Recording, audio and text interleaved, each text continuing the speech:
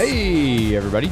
Welcome to another episode of the Mile High Game Guys board gaming podcast. I'm your host, Adrian. I'm Zach. And I'm Jeff. And this is a podcast episode about board games. Woo! Woo! Woo! As ostensibly all of our podcasts are, even if they're only like content-wise, 30 to 40% of board games. That's being generous. I feel like at least. I'd say it's at least 70% brought to you by beer. Yeah, a lot of beer. But we don't talk a lot about beer. That's true. Like I'd say I can. Oh yeah, I'm sure we could. Let's talk about shipping prices of beer right now. Do you want a reefer? Do you want dry van? Let's talk. We're gonna talk shipping prices later about board games. Yeah. Beer shipping prices, I'm sure, is also a little bit through the roof. Sometimes we ship internationally via container. So yeah. Sometimes they get to where they're going and then sit on a dock for 6 months. And then, that's good for your beer.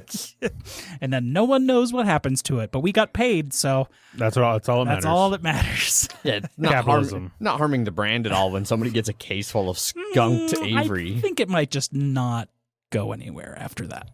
Sure. Yeah. Yeah. Just one guy by a dock, just open a can, pouring it into the ocean. They're all bad. Just 10,000 cans. Just get rid of them. Dump them. It's usually only like one pallet of like 100 cases. Gotcha. Anyhow, I think that functions as, I don't know what we were calling that. Engagement period. Yeah. Megan and I's engagement period is approaching 1 year. So that's fun stuff too. Ruh-roh. Yeah. Let's talk about board games. I'm sure we'll get an email about that next week from Megan. She doesn't listen to the show. Good. For you. Yes, very much so. She'd be like, wait, you buy way more board games than you tell me about. Anyhow, let's talk about what we've been playing, because that's where we talk about most of our board game action is the what we've been playing segment. There wasn't a stream this week. There was supposed to be. I was gone. I was out of town. Zach and Jeff were going to do some 2-player streams. And then I had forgotten to update Zach on all of the different ways that running a stream has changed over the course of the pandemic. So he was scrambling to try and do that. Meanwhile, I had also forgotten that I turned the air conditioning off while I went to Washington in the middle of summer. And so you guys said it was like 88? It was 88. It was 87 when I got here, and then 88 when Jeff got here. Yes. Yeah. Got hotter. So you guys were cooking. I did turn on the AC. It was funny when I went to turn on the AC, and like I turned it on and turned it down to like 68 or whatever. It was like, this will take hours. Like it gave me a warning that like you're not going to be at 68 degrees for a while. Yeah. And I was like, well, that's fine. Like that way it'll just constantly pump cool air in here. That is not what happened. That's not what happened. But it just did. It just takes a while. It's all coming in that little vent over there. Yeah. So between the struggling to get the stream running, and then the cooking slowly in the shower. Yeah. We were just no like, stream. Yeah, we'll do it later, and we left the game unpacked here, and then we came back here on Monday, and here we were. Yeah, I got home and I was like, there's the game they were going to play. Uh-huh. Thought about doing it on Sunday, but then Didn't. No. So, but yeah. So there was no stream to talk about this week. I went to Washington, and so a lot of flying, and so I continue to play Through the Ages on the app, which I had kind of disparaged a little bit in the Slack channel. But then as I play it more and more, I'm like, okay, no, I can't stop playing, and I'm doing pretty well. I shared a picture from one of the games while I was traveling where I beat the AI by 200 points and got an achievement for that. I also, in that game, went to war with them multiple times and super raffle stomped them in wars, which was very satisfying. And so, yeah, I like the app. It's not... I still don't think I'll ever play Through the Ages in person. I might give it one more shot with the right crew, but I'm certainly not eager for it.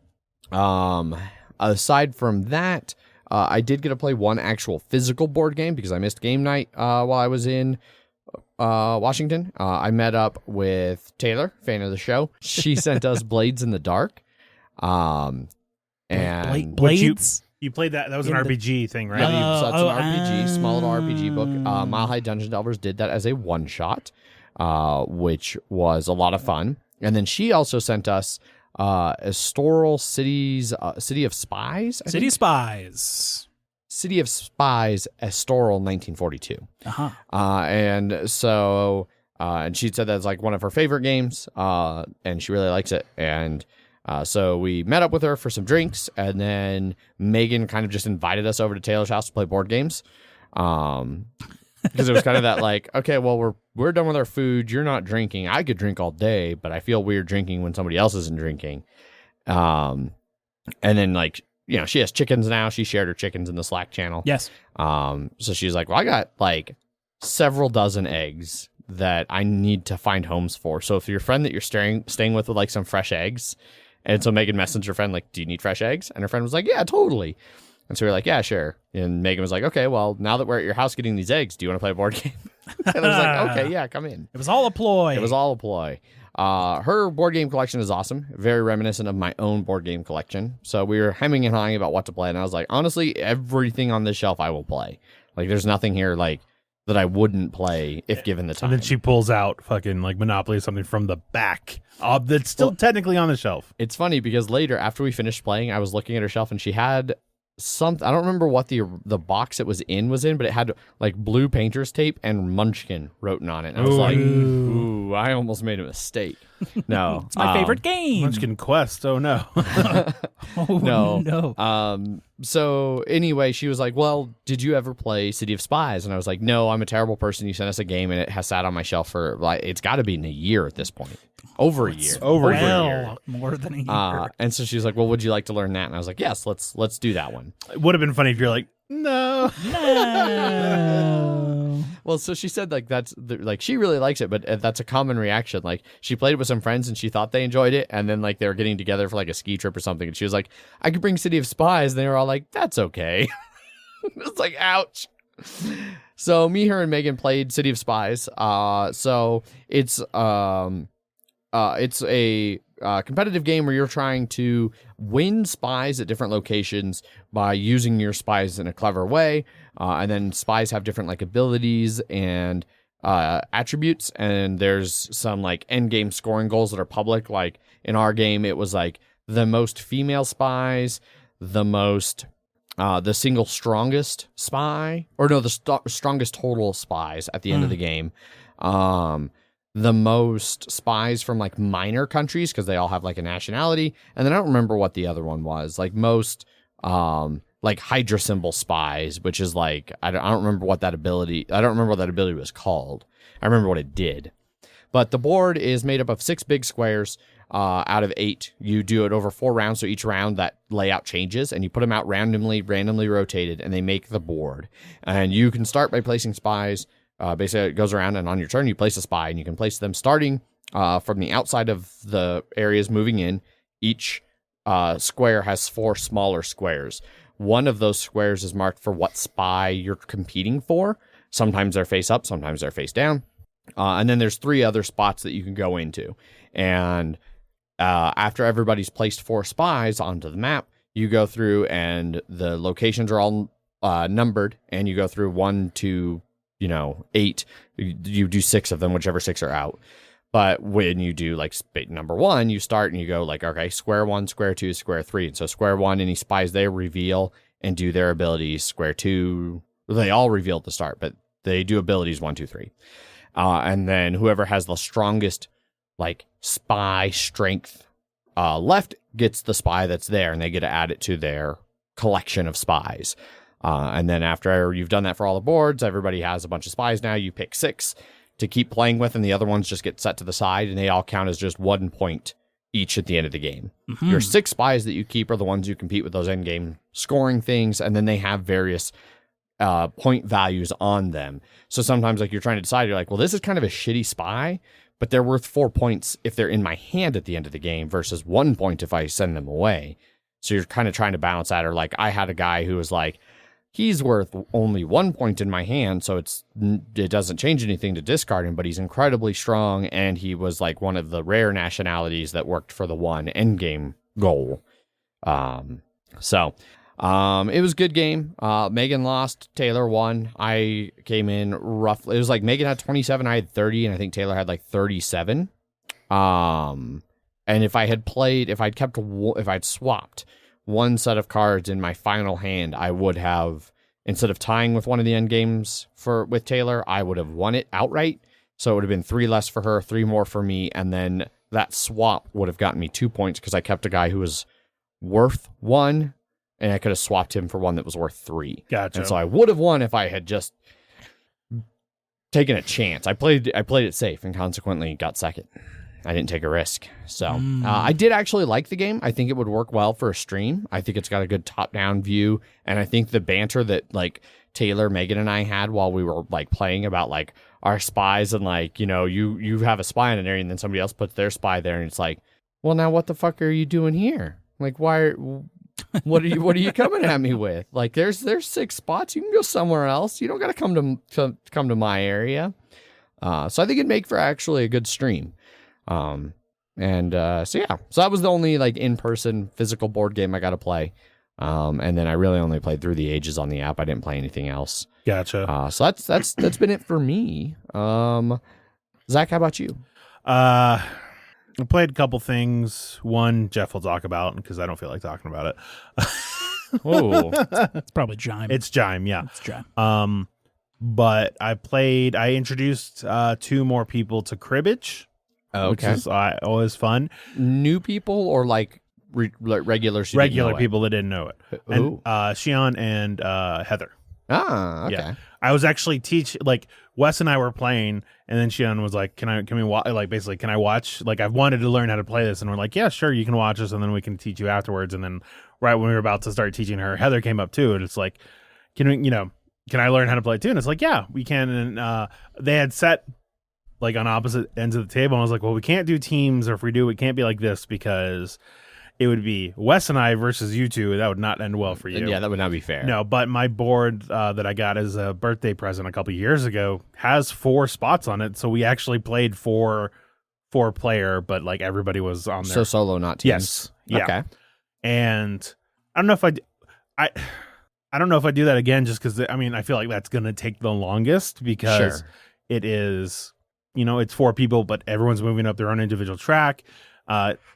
You only one of 4 scores are you going to get to the crib. Yeah. And there are a lot of times with 4 people where you just aren't getting any good pegging points or anything like that. I felt bad for Wes constantly because Shion was sitting to the right of him. She would play something that he just he couldn't play on because it was too high, and so it felt like every other hand it was him starting. Oh yeah, I've fallen into that trap. Yeah. It's really annoying. And and I just feel like it was exasperated with four players, but it's still fun. They still enjoyed it. I've taught it to 3 people who have wanted to play it, and they've all really liked it. But it's a good shit talking game, that sort of stuff. And then before that, real quick, we did know when we were getting on our flight to Denver from Seattle, 2 guys in first class had a cribbage board out, and we're already playing as we were boarding, and I was like, damn it, I should get a good travel cribbage case. Allison had a real good one. She did. I looked for hers. It's hard to find, and the couple I did find were expansive. Yeah, that's from what I know. That's true. But I know Paul has a good cribbage board on his phone. So yeah, there's something about actually. Oh yes, there is. Allison's was like a World War I cribbage board or something. Yeah, like that. It's supposed to be rolled up in a shell or something. Yeah, it was very compact. It's very compact. It's folded up, but it's not. It's reminiscent of World War I style stuff. It actually wasn't. It wasn't from World War I. No. But before that, I played with some new people. Matryoshka. Okay. Which is a fun set collection card game. Draft Mechanics' own Jake's favorite game ever. Yes. Yeah. Loves that fucking game. And it's one of those games where because you based on someone's turn, like there are, depending on how many people you're playing, a set amount of different sets of these dolls numbered 1 through 7. And not all the cards are in the game. There are different sets that are taken out depending on player. Correct. It's basically but 2 you still sets. Always have. At most, there's 10 sets if you're playing with 5 people. But it's 1 through 9. 1 through 7. But that's it. It's always 1 through 7. Yes, it's always 1 through 7, and there's only one of each card. Okay. And you set up, you have a display that evolves throughout the game, and the display is cards that you've put face up that let people know what cards you're looking for, because you get points on unbroken runs of the same color, so like 1, 2, 3, etc. Yeah. But if you had like 1, 3, and a 5, that doesn't get you anything. No. And then also for multiples of the same number, upwards, and it's up to 7. 7 of a kind gets you points. You may get more after that, but I don't really. I can't remember. Yeah. But the interesting thing for me is that on someone's turn, they offer up a card, and then everyone has to give you a card, and then to possibly trade for it, and then you choose one of them secretly to take. But like a lot of those fun bidding styled games where it's you have to do it, you don't want to. Like, especially towards the end of the game, you're like, I have to give a card, but I like all the ones, and you give them one, and then they're like, oh, this is actually great for me. I'm going to take it, and you're like, fuck, the card was useless. And you get some bonus if they choose your card, right? You get their card. Yeah. Yeah. But it could be a card that you don't care about. Yeah. Yeah. But you want to maybe throw them a card that they might care about if it's a card that they put down that you care Exactly, about. yes. Yeah. Yeah. No, there are many times where I was like, all right, Lance, like there's a card I want. And I've definitely seen times where, and I've done this before, where you win a card from somebody that you just want to use it on somebody else later. Right, yeah. Because you're like, I know you have a card I want, and I want to give you this one if you give me that card. And I just like that as every round, you pick up your display, and then you have more cards out in your display. So it goes from just 2 cards to 4 cards. It goes 2, 4, 8. No, it goes 4, 6, 8, and then 13 cards. So you can kind of change around. Yeah, you can change it around if you're like, between each round. Yeah. I ended up winning that one, especially because I started off with my 6 cards. I had like 3 3s in my hand. Yeah. And I was like, well, I'm going to be collecting 3s, but I never put more than a couple 3s out at any given time to not let people know the fact that I was collecting 3s. And so I'd always be like, oh yeah, I guess I'll take that. And then I drew like a couple, like I ended up having 7 3s at the end, which was real nice.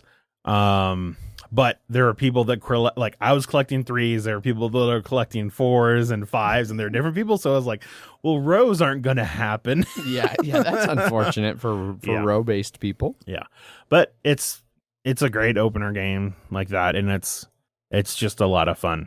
Awesome. Yeah. Jeff, what have you been playing? JIME-us. It's JIME. It's prime JIME time. So we played some JIME, which everyone should know by now is Lord of the Rings: Journeys in Middle-earth.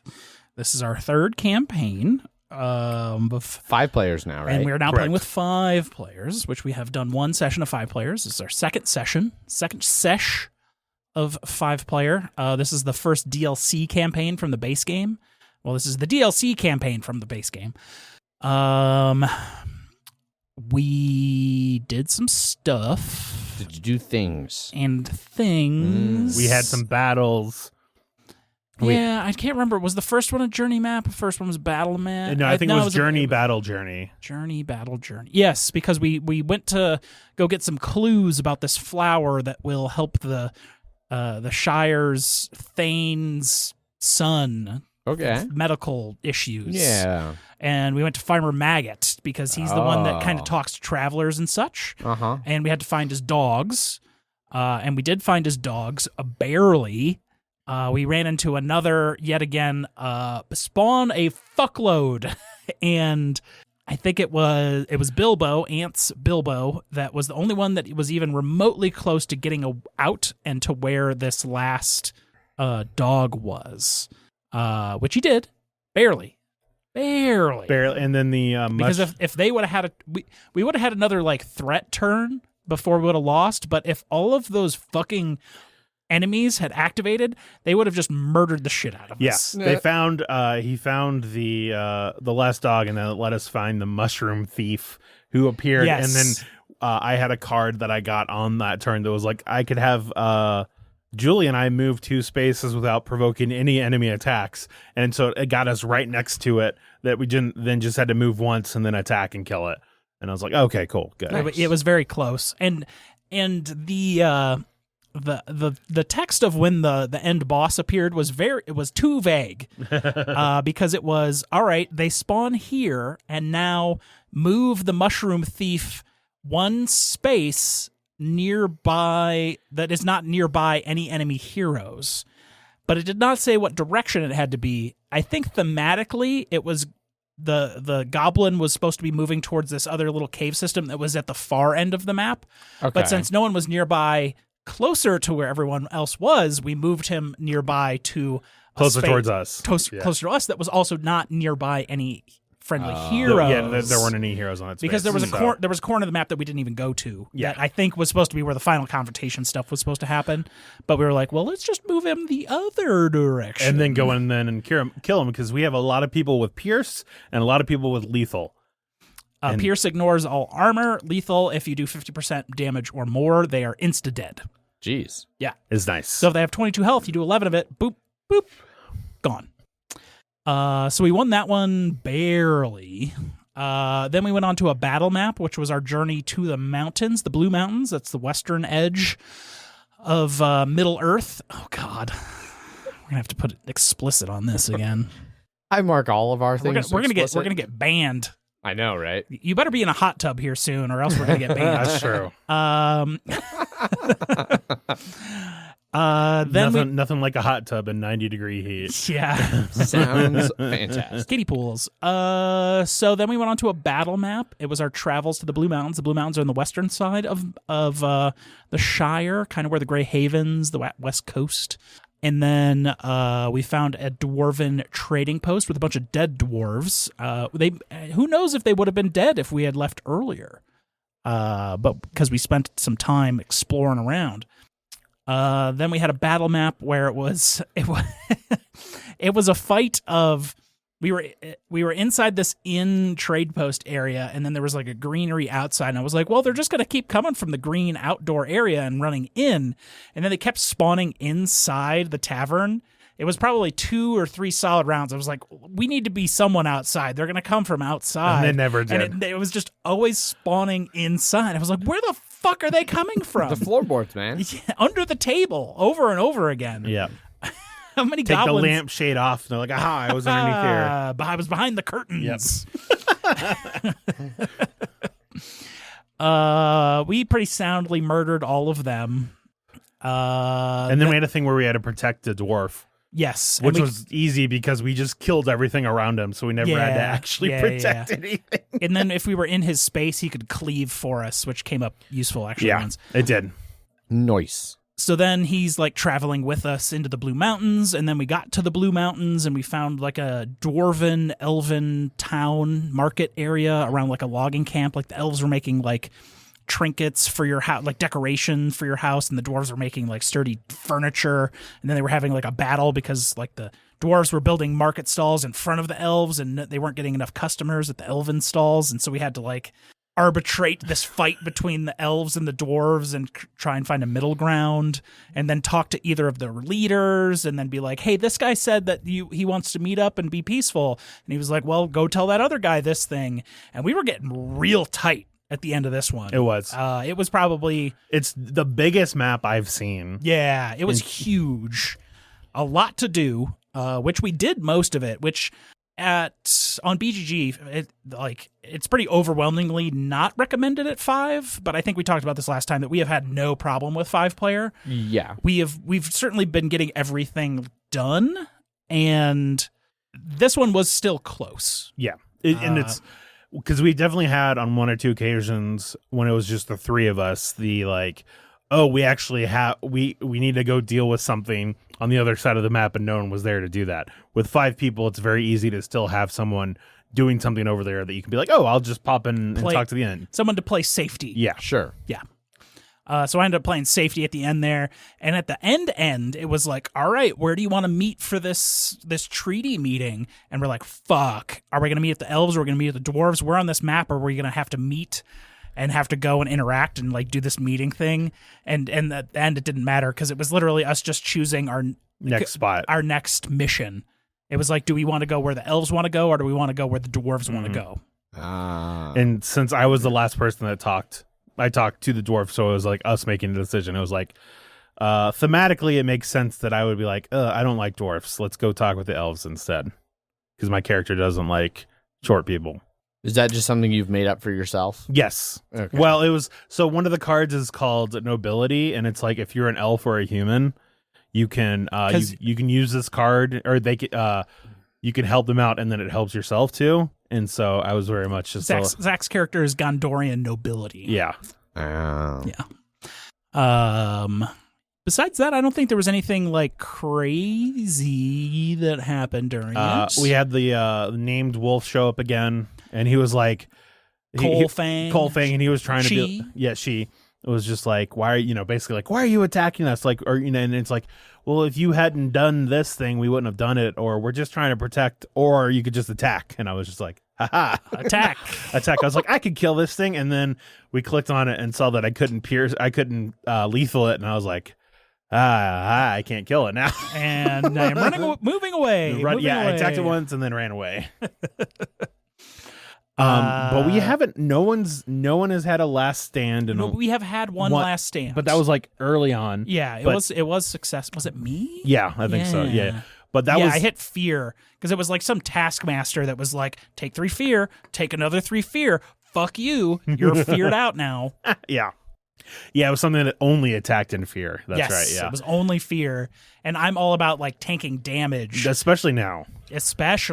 We almost all have our. I think everybody has their level 3 stuff. Everyone is end game equipment at this point. Yeah, and so I'm curious to see. Oh yeah, no, it's no accident. Over, it's no accident. Never noticed before. Stroking mic stands are happening. Yeah. Oh no, it's expanding. Oh no. Moving along. Moving along. So much worse about unbuttoning my shirt earlier now too. I'm gonna gotta add a new button here. I'm curious to see what the next because I feel like we're on that was mission 6 or 7. Yeah. And it feels like we should only have a couple more missions and that's it. Because I mean, the very first campaign was like, it almost felt you were getting to the end, and then you were like, no, now you have to fight the bad guy, and it was whole like new chapters. Yeah. Okay. But like the fact that we have end game stuff is just we're on like chapter 7, so we're probably halfway. Yeah. Gotcha. I'm curious to see what the next one's going to be. Hopefully it'll introduce. I mean, I'm hoping that it'll add the corruption back in there because I enjoyed that. Yeah, I would suspect the corruption will only be in the other campaigns because that's where. Where it was introduced. Yeah, this was designed before corruption was a thing. I'm looking forward to doing more of those. Yeah, but I think next one we might try hard because our next campaign, yes. Sure. But also Jeff happened to look up hard and like just started it. I just started a quick 5-player campaign on the very first campaign on hard, and the first threat spawned like ridiculous shit. Yeah, it was like, excuse me? The nameless ones from the Moria campaign, which are these worm monsters. And I was like, oh, the first monster that spawns has 23 health and 5 armor. Like, like, how are you supposed to do anything about that? Yeah. So, I don't know. We'll see. Yeah, it seems more difficult, but we will see. Yep. But it's still fun. Yeah, JIME continues. Indeed. Anything else that you played, Jeff, that you want to talk about? I played Res Arcana, 2-player game. Sure. Played it for the first time. Yeah. This is a library. Nick, I think, really liked Res Arcana. Yeah. I didn't love it at 2 players. I think it would probably be better at a second play or more players.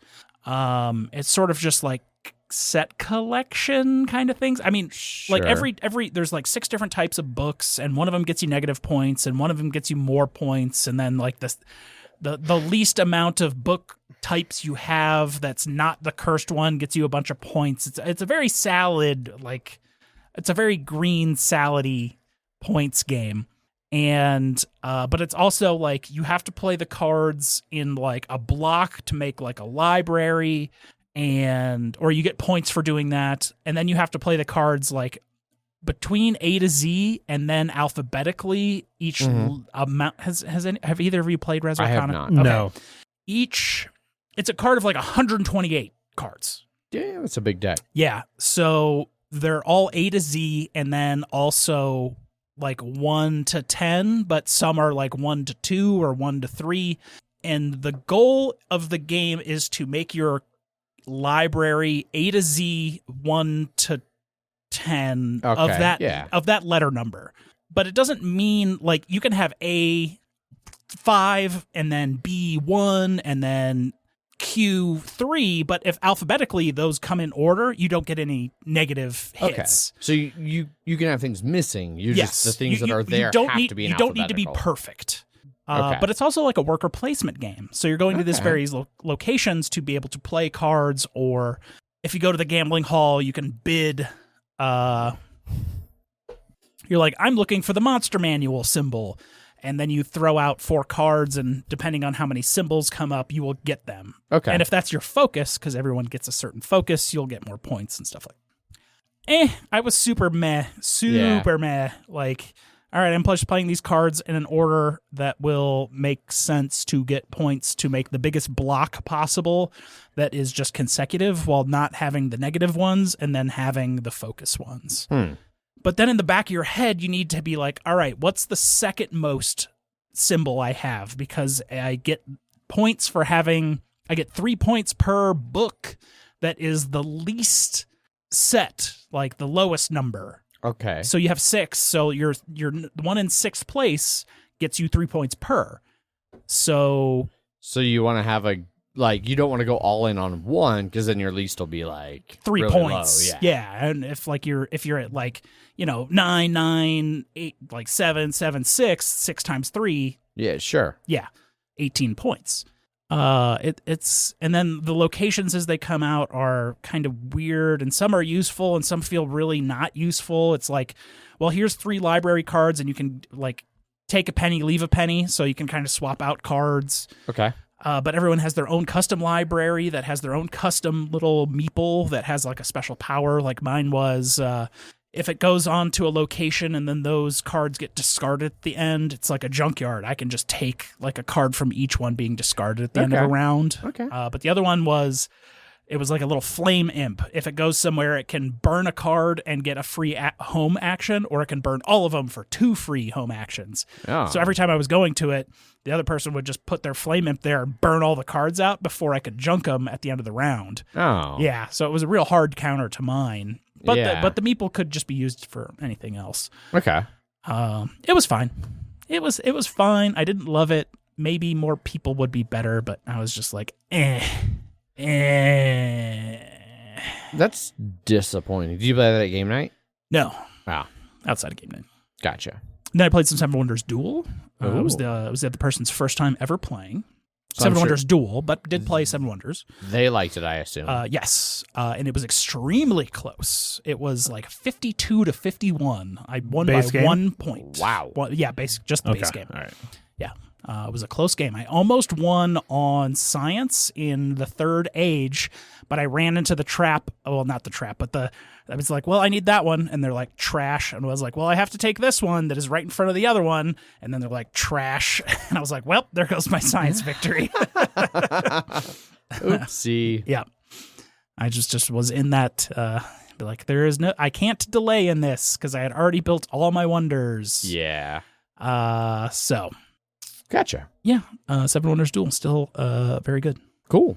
Anything else for either of you that we missed? Cool. Moving on to some banter. Yeah. Nope. Blood Bowl happened.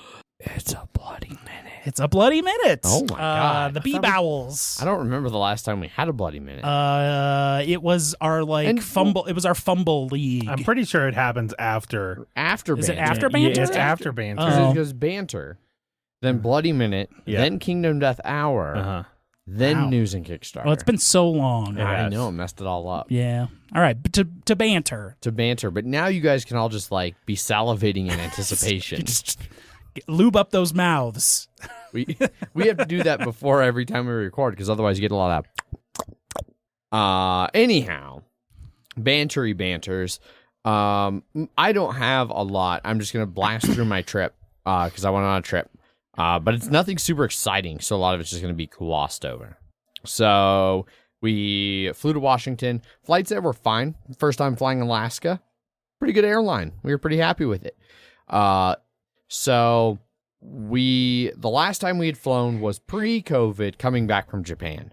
And on the flight from LA to Denver, there was a medical emergency where they said, hey, are there any doctors? And then like no one fucking stood up. And then there was it waited a little while and Megan was like, all right, well, no doctors are standing up. I'll go like as a medical professional.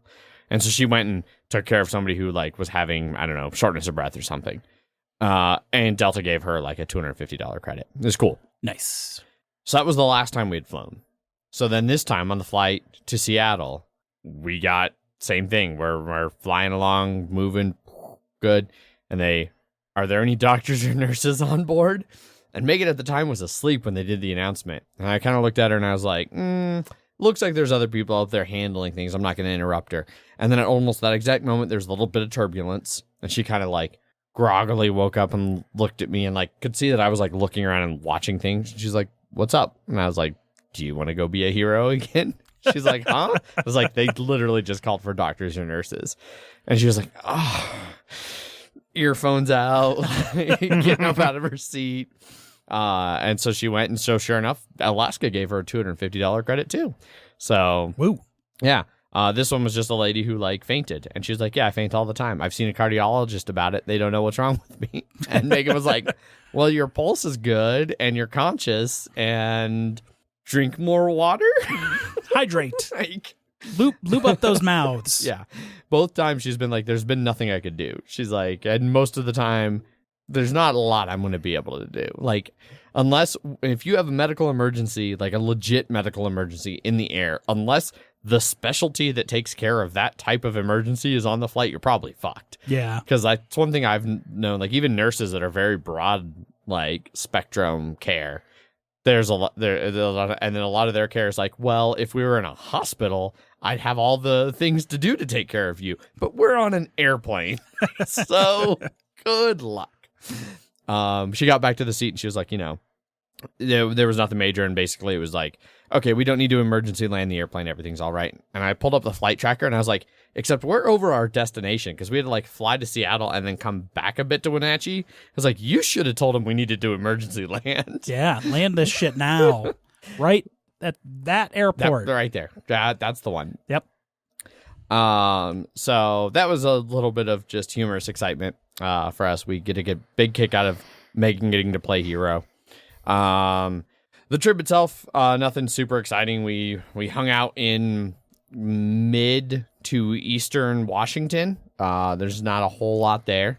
We went to Lake Chelan. I heard there's 10 goddamn dicks. There are 10 goddamn dicks. I don't remember what the name of that video is, but people need to go watch that. For reference. Washington? Yeah. That's Something it. like That's that. probably It the might name. just be I have that. no idea. Washington. So we went and visited like Lake Chelan, which is this like 60-mile lake, like long. It's really long, narrow, like through a valley. Like there's a community that lives on the other end that has no road connection. If you want to go visit them, it's like a fucking 50-minute boat ride. We didn't go because we didn't want to take a fucking 50-minute boat ride. But somebody who had been there that we were talking to there in Washington were like, oh yeah, I've been there. Like when I was hiking the PCT, it goes through there. And they said that community is stupidly attractive. Like for being like, you'd think that this small community at the end of a lake cut off from all civilization would be a bunch of like inbred hicks. I've seen a Nicolas Cage movie about this recently. Yeah. It's like, no, like that is like, there are a bunch of descendants of like Norwegian supermodels or something. Swiss. They're all tall Swiss. and beautiful. Swiss, definitely Swiss. Norwegians are notoriously beautiful as well. Also the Swiss. Sure. Okay. So Swiss supermodels. Who Yeah, cares? Since it's important to you, Jeff, we'll say it was Swiss supermodels. There you go. Don't ruin it for him. There's apparently a really good bakery. I don't know. We didn't go. You could have gotten a Could have gotten. There were a lot of really good bakeries. All right, we're at 5 minutes. Let's go. Okay. We've only just landed, Adrian. we went to Leavenworth. You said you're gonna blow right past that. You're just gonna blow right 5 through minutes it. is blown right past it. We went to Leavenworth, which is like one of those kitschy like prisons. Yeah. Yeah. Yeah, not that Leavenworth. No, it's one of those kitschy. So they went there like, for murder. bohemian towns with like a bunch of Bavarian style buildings and shit. And they, Fun. like we found a really great beer garden where we got some pretty tasty brats and a wide variety of mustards and some big nice. pretzels. That's why I like Rhinehouse a lot. Yeah. Mhm. The clientele was like really bizarre, like of the town, not the place we were. Just like everybody in the town, it was like, all right, there's like some rich uppity business people from Seattle. There's like a normal middle class family. There's like, I'm not sure what that is, but they all look very, very too closely related. And like just all kinds of weird groups. And it was like people dressed like head to toe in like very religious style garb. Whereas like, it is 90 fucking degrees. How are you doing that? Wow. And then like, another group walked by that was like a hippie dude and his girlfriend who were almost neither one of them wearing any clothes. It's great. I'm gonna tell you this: if someone invites you to like some sort of like summer festival that happens in like the mid part of it, You say yes. you say no. You just say no. You just do your drugs elsewhere. Do not get involved with that. See, but I'm a big fan of people watching. And those are like prime people watching environments. I only discovered recently how expensive Burning Man is. Oh, yeah. Burning Man is a rich person's fucking... Yeah. For as much as they try to make it seem like it's a bunch of hippie burnouts It's like in the desert. a couple like, no. grand to No. go to Burning Man. Yeah. It's ridiculous. I saw some I meme. can do my drugs anywhere I else. saw some meme the other day that was like, okay, Sally, you've accepted Molly from a stranger at Burning Man. You can get the fucking vaccine. Like, don't be worried about what's in it once you've accepted Molly at Burning Man. Like, Eat this. um, Anyways, Washington, Burning Man. yeah. Burning Man's nowhere near Washington, but Well, it depends if it's on fire or not. other than that, we went to a wedding. It was a cool wedding. It's a wedding. Nobody cares. Nobody listening cares. I don't even know Wow. whose wedding Exactly. it was. Wow. The cool. So it was the friend. I'll that- message him. Adrian was just like, the friend who it Listen was. to this. listen to this. I was at a wedding. Nobody cares. The friend whose wedding I was at was the friend who introduced, was present, who organized the event where Megan and I met each other. So that was cool. And I got to see some other friends I hadn't seen in a long time who were Taylor, there. friend of the show. Taylor was not part of the wedding. No, but Taylor but you was got in to Washington. see her there. And Jesus, Ofer. It's like one of Megan's best friends. Even after she introduced us. God, the wedding was the longest I've ever experienced from the wedding vows to the reception, because they technically got married last year, and then the reception was I see. postponed because of COVID. That's happening a lot this year. Yeah, so like the dad made a dad joke about 370 days between the ceremony and the reception. Yeah. And then I just watched, speaking of things, okay. a very funny SNL skit called What's Their Name? Or What's... Oh my God. I've randomly fallen across this too with Bill Hader. Yeah. Oh my God, it's so good. It's very good. just saw I that? just saw it. Was it the Insane. Paul Rudd one or the John Mulaney? John Mulaney. Okay, you need to watch the Paul Rudd I did, one I as did well. watch all of Okay. them Yeah, after they that, are but all so good. and it's like, oh, this is your best friend. You were best man at his wedding. You've had dinner with me 20 times. What's my name? And Bill Hader's like, $10 million. Yeah. What's her name? All right. These are all of the bridesmaids from your wife's wedding. We'll give you 3 of the 4 letters. Yep. Choose Just choose one. Can I have the 4th letter? No, you cannot. Brilliant sketch. Oh yeah. I couldn't believe I hadn't seen I did it. love that it was like, all right, you win $5. Yep. All right, $250,000. Yep. Your partner's like wife's name or something like that, and it was like, I have no idea. And then there was the Lady Gaga, Justin Timberlake one. I don't think I saw that one. I think that was the first one. I like how the $5 ones are all like really obscure, like celebrities, and they're like, you know, it was like one. It was like Miley Cyrus's like sibling was dating them or something, and it was just like, I know this one, Little Zane. And then they go on, and then it's just the partner's wife is, hey, lady, how's it going? Her name is whatever. You knew Little Zane? But you knew Little Zane. I know my favorite one is still in the first one with Paul Rudd. Where was that the first one? Okay. Yes, it was. With Kenan Thompson as the doorman. It's like, what's my Norman name? the doorman. Norman the doorman. And then he comes back again. It's like, all right, what's my name? What's my name? 5 minutes ago, you heard what my name was. He's like, fuck. I wasn't listening. Yep. Anyway, highlight of the trip was Lady Gaga is a treasure. She's pretty great. I don't like her music, but she is great. Highlight was definitely getting to hang out with Taylor. I got to see her like Wednesday when we flew in. Megan was like, not the wedding, apparently. We have the wedding's a wedding. Every wedding I've ever been to is the same. That's right.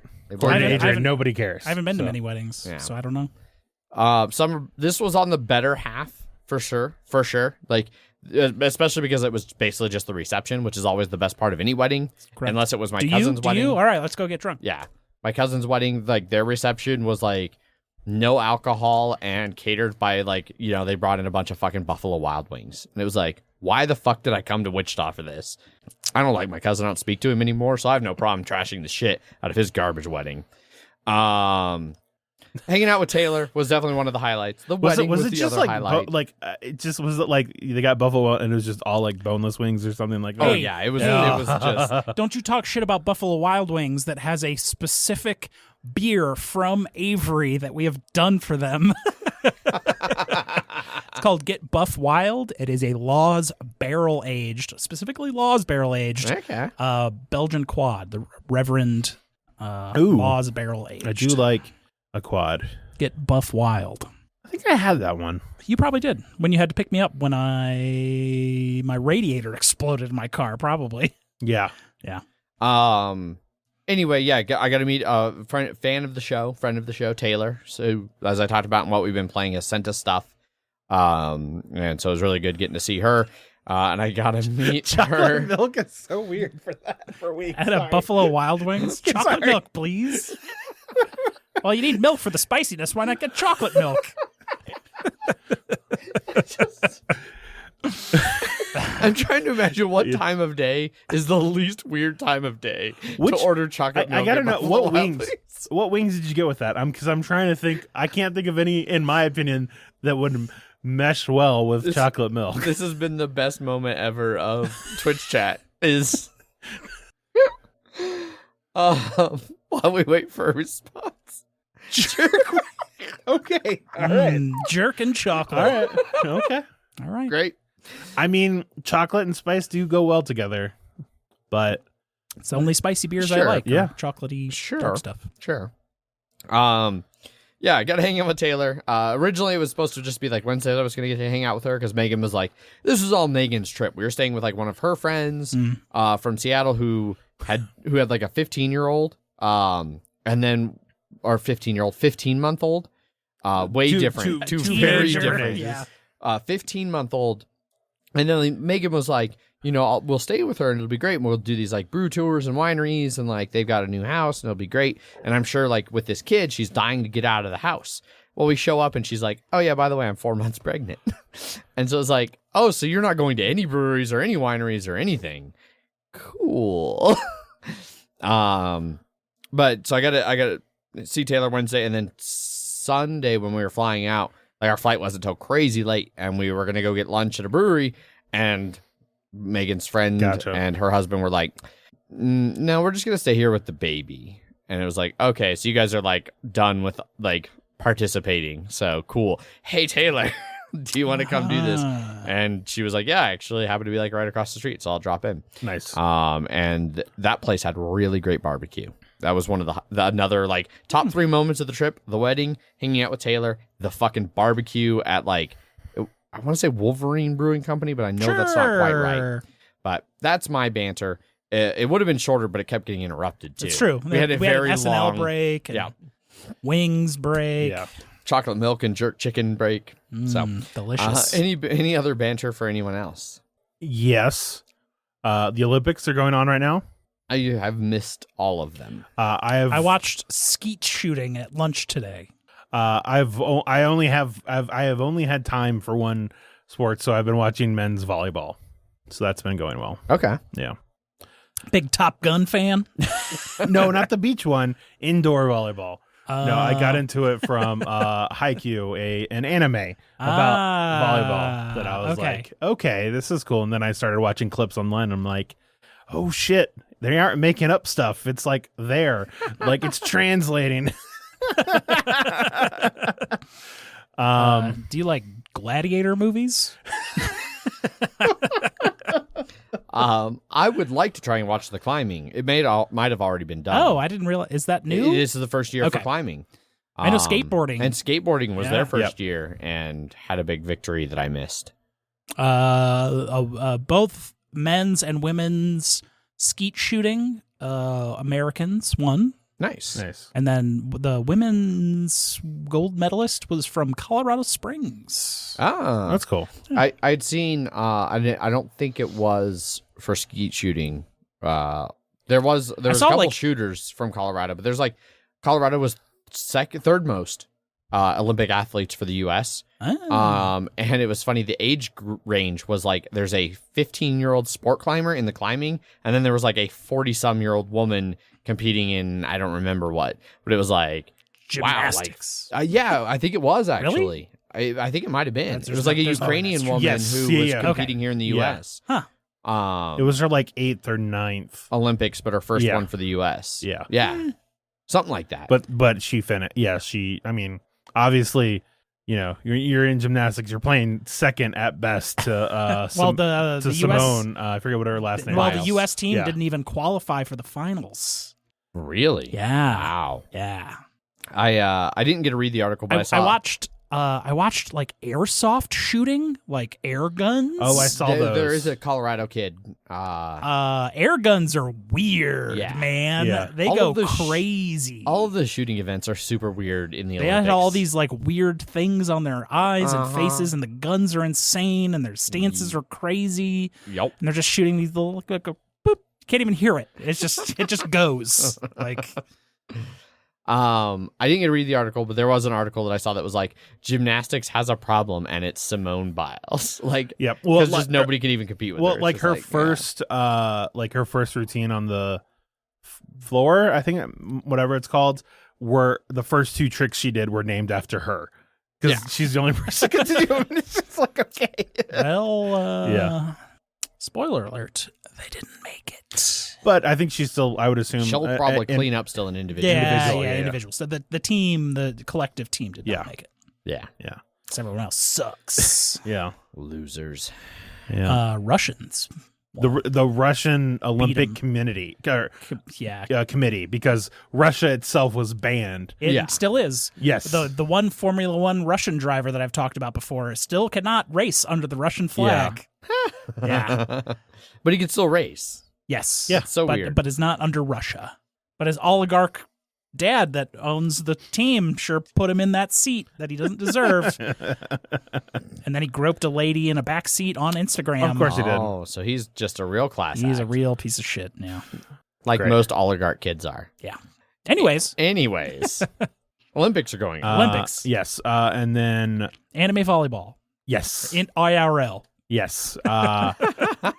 And then, then the last thing is that Jeff and I on Thursday Yeah. saw Inside in theaters. in theaters. So you guys are going to this, and I was going out of town, so I couldn't even make it. But also, like, I feel that I've watched Inside several times. as have I. Insufferably, not like you have. Yeah, not not like- to your not- level. not How many neither one times of have I us. listened to this? Oh, countless times. God. But I feel like a very big part of it for me, like the one time I tried to sit and watch it with Megan, actually almost took away from it. Like so much of it is like you by yourself, him by himself. Yeah. I'll tell you Was this, it so different in a theater? you watch it 50 times, then you can appreciate the Sure. watching it with other, with Yeah. other people. Okay, fair. Yeah. Now we didn't go. It wasn't full bore. Like I've seen some TikToks of like different theaters showing it than like when Jeffrey Bezos comes on, everyone just starts singing it and yes, like it was that. not a Good. I would have hated that shit. I mean, I wouldn't. At I most sort there of was wish some. it was a sing along, but it was At most there was some laughter here Yeah, and there. yeah. I would be fine with it being a sing along if it was billed as a sing along. yeah. This was not. No, it was just a lot of like mouthing as he's singing. He's mouthing along with it. Yes. And at the very end during All Eyes on Me, there was a couple hands up in the air that I saw, but not much. I mean, that's fine. Yeah. Very non-destructive No, participation. it was at the big show as well. Yes. And we were in the second row, so Oh yeah, you had the neck break. It wasn't it wasn't as bad, but the screen took up a large part of Yeah, your like I'm real looking estate. over here. Yeah, Now I'm looking over it here. was good that he didn't have a lot of camera movement, so you could focus on basically one thing at a time. If it was Sure. like the Black most Widow, his camera movement is like yeah, in or out. exactly. Yeah. Yeah, if it was Black Widow, it would have been like, oh god, this is too much.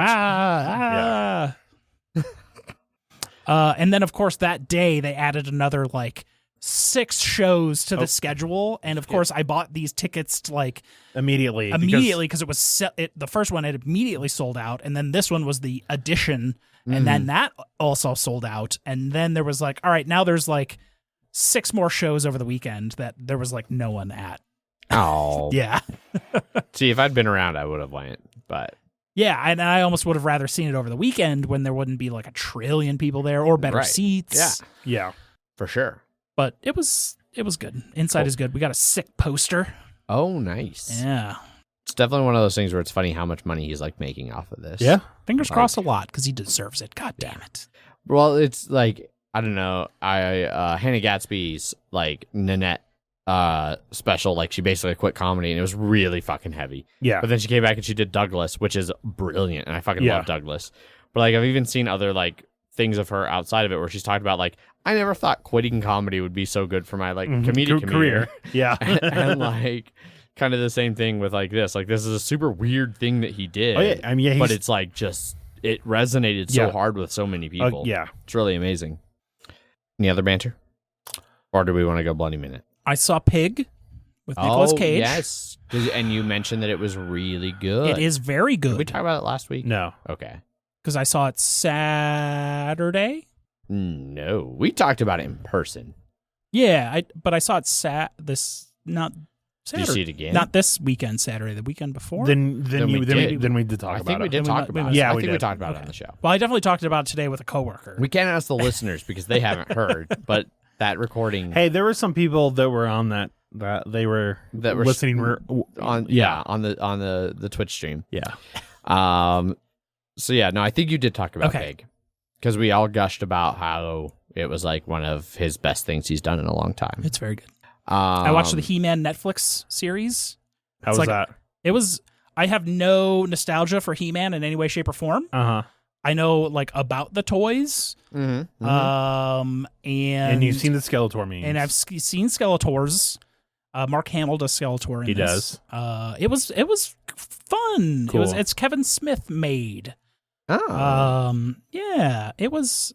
If you have any connection to it, I would say watch it. cool. It's neat.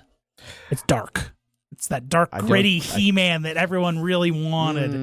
But it's very like they're practically like driving the toys in the show, Uh-huh. which is very on purpose. It's very Okay. good. It's very good. It's very good. Okay. Wow. That like It's- ramped up. I enjoyed You it. need to pull back? I watched the whole thing, just in one sitting. It's only 5 episodes. They're like 22 minutes each. Okay. It's got a lot of good voice talent in it. Neat. And then I watched my first 4K movies on my 4K TV I just bought. Which ones? I watched Dread, which is the only physical 4K movie I own. I didn't know Dread had a 4K version. Yeah, it's fairly recent. And then I watched Shin Godzilla, which is the most recent Japanese-produced Toho Godzilla movie Sure. made by the Neon Genesis Evangelion guy. Yeah. Yep. It is also a very good. Cool. And it looks real good on my real good TV. Nice. I'm glad all that money was well spent. And I've barely used it because I've been so busy at work. I feel like I've not been home whatsoever. So I spent most of my day at home Sunday There you go. for once. On that note, I think we move along to the first bloody minute in A quite while. some time. Yeah. So we're doing a Swiss-style tournament. There's 8 teams. You'll play 8 rounds, 1 against each team. I don't know if there's going to be any playoffs or anything. This is the first series of in-person matches, and I think really anyone's in-person of the new edition, the 2020 Blood Bowl teams. It was a lot of like looking up rules that we always kind of knew, but but like, oh, well, what was this little tiny word change that has completely changed the whole game? One of the big things is you can do as many rerolls on one turn as you want. You cannot reroll a reroll, but if you use a team reroll to reroll something and then later that turn need to reroll something, you can use another team reroll. Okay. That is a pretty big change. The star player points are very different now. It's like a table you roll on, but it depends on how many star player points you spend. So if you spend 3 star player points, normally at 6 star player points, you get a skill that you roll for, and it's either doubles or not doubles. And then, we played the game. It was Chaos on Lizardmen. I just did a Lizardmen list. The lists are a little different now because everything kind of went up in price. You can't get as many rerolls. You couldn't start with a Croxigore. You couldn't start with like a bank, really. And even if you did, how you get money is super different now. Like you roll for your fans, and it's a D3 plus your fan factor, and then you divide that in 2 at the end of the game to see, and then you split the money, and you get money for scoring touchdowns. So it's like harder to get money because you're not just getting like 2d6. Like you could get 2 to 12, but if you won, you could get a reroll on one of them, and the other team would get a d6. Now it's just like everyone kind of gets like 20 to 60. It's weird. It's grimy. I don't like it. I don't like change. And things have changed. Change is scary. Yeah, things have changed in Blood Bowl. Chaos on Lizardmen. He beat the shit out of me because no one had any rerolls. We only had 2 rerolls each. Once things went down, they were just taking rolls, and since we didn't do any preseason or anything, everyone just had their base teams, and a lot of times when we would get a both down, he would break my armor and I wouldn't break his, and then he would KO or casualty my dudes. Every time he hit my skinks, they were going off the pitch. I did foul his Minotaur very early on and ended up KOing that. That didn't come back for the rest of the game, which was awesome. Damn. Because I probably would have lost even harder had he come back in. So, one of the new things for inducements at the beginning of games is for every 50k that you don't have inducements, you can get a Prayers to Nuffle, which is a D16 table with like a ton of crazy shit. And I had rolled a 2, which was for the drive. I would be able to argue the call on a 5 or 6. That means if I rolled a double for the foul, I would not be sent off on a 5 or 6. I did roll double because I rolled fucking boxcars to break that Minotaur's armor. Damn. With like a +3, so I got like a 15 on 9+. But then I argued the call and did not get the 5 or 6. So it didn't matter anyways. Bummer. And then I ended up winning a new kickoff table result. There was cheering fans. Cheering fans and brilliant coaching kind of used to be the same thing. They were on a 6 and an 8. Now they've changed it up a little bit. So cheering fans gets you a Prayer to Nuffle if you win instead of a reroll. Brilliant coaching still gets you rerolls. And I got another Prayer to Nuffle, which was +1 armor to a player of your choice for the rest of the game, which I did throw onto a Saurus, who then had armor 10, which only came in once, but it was at the very end of the game when I got fouled with a +3, and then it only met the armor instead of causing a casualty, which was, well, good for me, bad for him. Yes. It was my guy. Oh, yeah. Sorry. I had a bunch of dudes knocked out.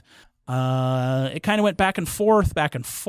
I was speedy. He wasn't as speedy, but I wasn't getting the armor that I needed. And then I lost 0-1, and then I would have tied on a 3+ reroll, which I then failed. Like you had like basically a chance to. I had to dodge into the end zone on a 3+ reroll, I needed 3, 4, 5, or 6, and I didn't make it. I rolled a 1, and then I rolled it again, and then I got another 1. So it didn't matter what the fuck his agility was or what the die roll was. I snaked it. Gotcha. And I did not get the tie, unfortunately. Bummer.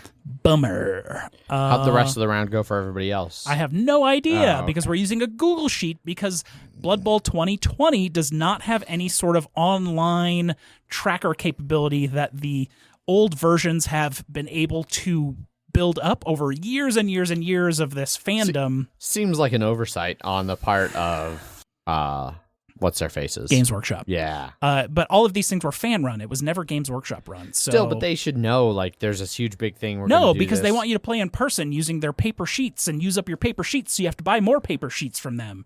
Like, they don't want any online implementation for this. Which is dumb in the face. Yes. They don't. They want all of these tiny little in-person things to all be like very in person. And a lot of leagues have run stuff like that, and even in Colorado, and a lot of the stats that people put onto their own like goodwill sort of like, oh, just be honest with what your stat rolls were. It's like, well, every single one of my characters has rolled plus strength. I don't. That's weird. I know. I just must be getting real lucky. Skills are weird. So he got a skill up and he just rolls it. And then he gets Claw on one of his beastmen. And Claw isn't as good anymore, but it's like, oh, that must have been nice. I didn't spend any star player points because I don't want to just random fucking roll a Saurus skill. Yeah, it's weird. It's weird. I don't know. Grumble. Yeah, it's Blood Bowl. It's different. It's scary. So I lost 0-1 first game. Roof. Almost tied. Better luck in future endeavors. Yeah, we'll see. I still have to put the match in. To the Google Sheet. Yes, into the Google Sheets. On that note, though, we can move along to news and Kickstarters. First up on news. It's coming. Yep, there we go. Colonialism has been a thing for a little while. For millennia. Yeah, this is news. No one's ever heard of colonialism before. Great way to start it off. Yeah, great way. No. If you haven't heard, colonialism. So The Atlantic recently had an article released like 4 days ago on the magazine, 22nd. not the ocean. Yep. The like magazine that is fairly well known has an article about board gaming. Unfortunately, it's not a great one. It's about board gaming's history with colonialism. They do focus a lot on like Puerto Rico in this one, which is like that game's several decades out of like style. Like we've all been talking about Puerto Rico's problematic brown cube, colonists for a while. But it's still, I think, a good article, and it talks about things that I think are important to talk about regarding like why that, like, it's not just to realize that some of these games had these problems, but like, dive a little deeper and ask like why we thought that was a thing that was okay for so long. It does go on and talks about like games that are doing it well, like they mentioned Spirit Island, like completely upending that and being the like anti-colonialism game. It's a long article. I'm not gonna like even remotely go over all of it here, but I thought it was a good read. I think there's things to take away from it. I think that a lot of it is a conversation that some of us have already had. No, they do not talk about. I assume by what's his face you mean Phil Eklund. No, they do not. They do not bring Phil Eklund into this at all. Probably because there's no way to like mention Phil Eklund without mentioning that he's just went off the deep end and like doubled and tripled down on his like really shitty racist takes. But it does go into like how a lot of those came from like European designers, and like there's even I don't think it was in the article. I think it was actually in some discussion I was reading about the article where people talking about that. Well, like a lot of those games were designed by designers who like grew up kind of in the shadow of World War II and like the atrocities that Germany committed there. And they were like, let's look to something else. And like for some reason landed on a different atrocity instead of trying to find something more neutral. But yeah, like this is the part I was kind of scrolling through here looking for. They do talk about like a lot of those games are easily reskinnable. Like, so I think that some of them have started doing that a little bit. Yeah. Well, and like, I think Rio Grande said they're announcing a new like it's all the mechanics of Puerto Rico with a different theme. But like the article, it's a version of Puerto Rico where it is the government of Puerto Rico doing the things in the game, not yeah. And there's been like I think a sci-fi version of Puerto Rico that is Race for the Galaxy. No, that uses all the same San mechanics. Juan? Yeah, it was Puerto Rico to San Juan to Race for the Galaxy. Yeah. But anyhow, like they talk about here is like the glorification of colonialism is often very superficial, and like is just convenient and not part of like anybody's deeply held philosophy except for Phil Eklund. So like, why is that the awful theme you chose to paste onto your games? You know? Yeah. But it's a good read. It's a long read. But I definitely recommend like actually taking the time and read through it. 'Cause I thought it was good. So, yeah, that's that for that bit of news. But also seeing board gaming discussed at all in the Atlantic in a serious manner was also kind of an interesting thing. Next bit of news. Last up on news, boy, shipping sure is expensive. Yeah. So And other work-related topics that we're talking about on the podcast. Yeah, so we've been talking about shipping a lot lately because, of course, everybody kind of is. But Assassin's Creed Kickstarter, their latest update, actually put some like numbers to it. And so they have this fancy little graph here where total freight cost estimates starting back in March 13th when they opened their pledge manager. So not even when the Kickstarter launched. When they opened the pledge manager, they were estimating total shipping would be $34,000 US. As of July 8th, based on the invoices they received for Canada and the US, and an estimate for Europe. It is going to run $218,000. So almost a full, like, 10 times increase. Just fucking crazy. They will be passing those expenses on to you. Yep. Which is really their only option. Yeah, I mean, at that point, like, even if it just sits at a dock in China, you're going to be paying holding fees, which are probably just going to accrue. Be even worse. Yeah. By the time any of this gets better, which could be years. Yeah, like there's so many issues. Like the disruptions from COVID, I think, just exposed a lot of issues that were like present in the just-in-time shipping. Yeah. And it's going to take a long time to resolve. Like I know here in the US, like part of the trucking shortage is like a lot of trucking schools were closed. But then all the truckers retired. Truckers are retiring. Like they're old dudes. The drivers are retiring, and no one's going into it because it has for years been the industry where everyone's like, yeah, this is going to be one of the first industries to get fully automated soon. Yeah. So like, of course, no one's going into fucking like before truck. automated cars. There's going to be automated fucking trucks. Yeah. That's how you get Cybertron. Yeah. Well, you know, we already saw in I wanted to say Wolverine, but that wasn't the name of because they called it the really good Wolverine movie, though. Logan, thank you. They had, they are driving their little truck, cruising right along, and then automated shipping containers. Yeah. Right there, causing problems. One of the real problems is getting enough empty shipping containers back to China. Yeah. Because they're getting delivered, east on the U.S., but no one's able to drive them back west to like a port to put them onto a ship empty just to get back to China to fill up again. Yeah. And China's not able to pump them out fast enough to fill them. Yeah. So shipping container construction is a problem right now. And people are still making like fucking tiny homes out of them, which is eating up some of the new construction. I'd live out of a fucking shipping container. Probably be more expensive than where you live now. It'd probably be a lot bigger too. Yeah, that's fair.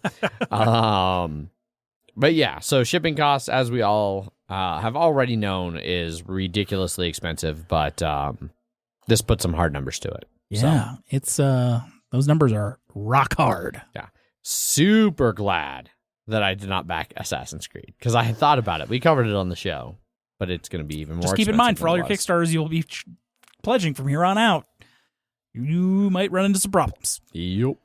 Speaking of Kickstarters and Kickstarters you might want to pledge for. Well, go ahead and back this next guy. Oros is our one and only Kickstarter this week. Very well funded, $119,000 of its $20,000 goal. 2,000 backers, 2 weeks left to go, and you can pledge it for its deluxe edition for $75. Indeed. So in Oros, you are taking on the role of a demigod, shifting and changing the world while trying to impart knowledge onto your followers, their human denizens. I wonder if this came out of the success of Spirit Island in any way, shape, or form. I don't know.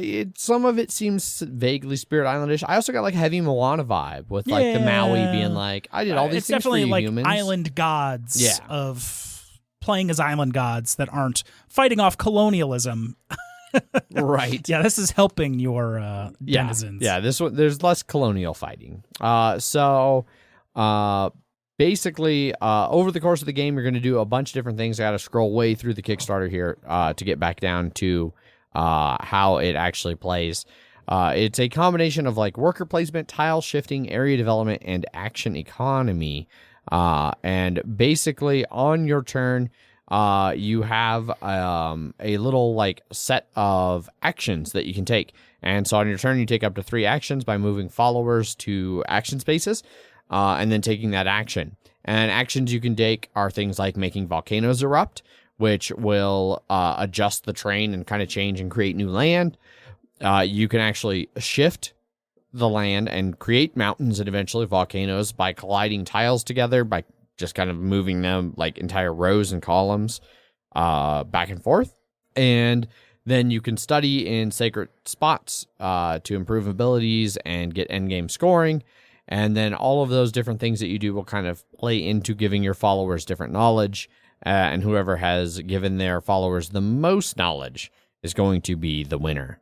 It looks really interesting. Like moving things around on the island, like you can shift entire rows to make really really big adjustments over long distances. You can also do like smaller ones. And then like the volcanoes to put out new tiles is cool.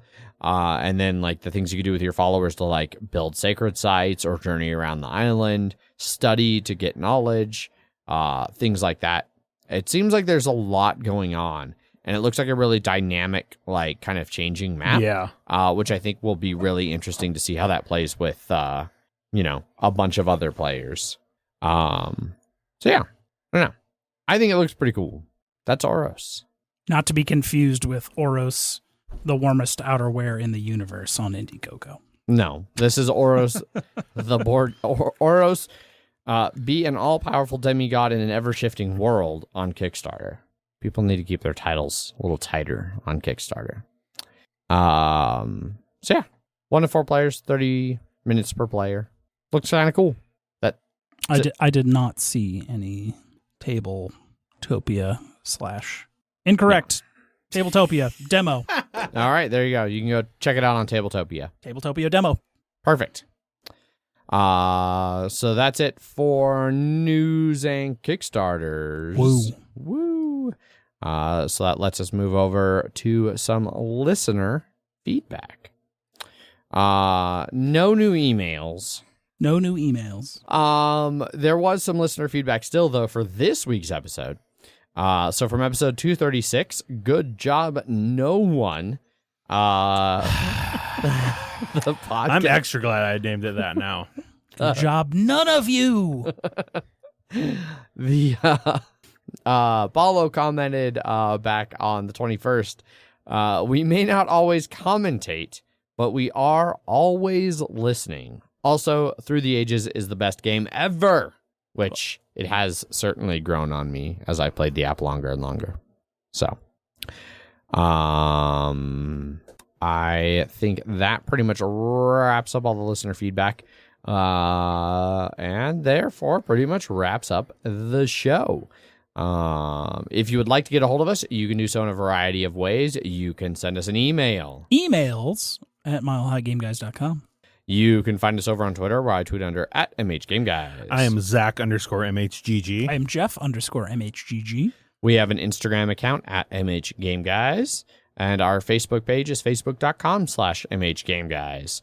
For website stuff, you can go to punchboardmedia.com, check out all of the other awesome content creators over there, as well as see episode posts from us with links to things like show notes, like the news and Kickstarter items we talk about. Like if you want to read that Atlantic article I mentioned earlier, you can find that on the show notes over there. There's also links to join the Slack channel and to follow us over on BGG, where we have a guild number 2731. And last but certainly not least, you can find us over on Twitch, where we stream all of the content we produce as we're recording it. Twitch.tv/MHGameGuys. So you can come and join in and distract us with stories of chocolate milk and Wings. jerk chicken and their combination while we're trying to record an episode. And it'll be great. And we'll laugh uproariously. Laugh and laugh. If you'd like to support the show, right now we don't have any sponsors. We just have all of you awesome patrons over on patreon.com/milehighgameguys. So if you're interested in supporting the show, go take a look over there. Check out the different pledge levels. See if one of them fits you. Keep in mind that dollar pledges will be mocked relentlessly by Jeff. From what little information I can glean. Yeah. He will find his best information as he can and then mock you for it. And give you the best nicknames. Yeah. Like Hot Hands Luke. Hot Hands. Sweaty. Hot Hands, Dirtbags. Yeah. Scum of the Universe. All of our awesome patrons who support the show. Yep. Thanks, everybody, for listening. That wraps everything up. As always, I've been your host, Adrian. I am still Zach. And by the power of Grayskull, I'm Jeff. Bye. Bye. Bye.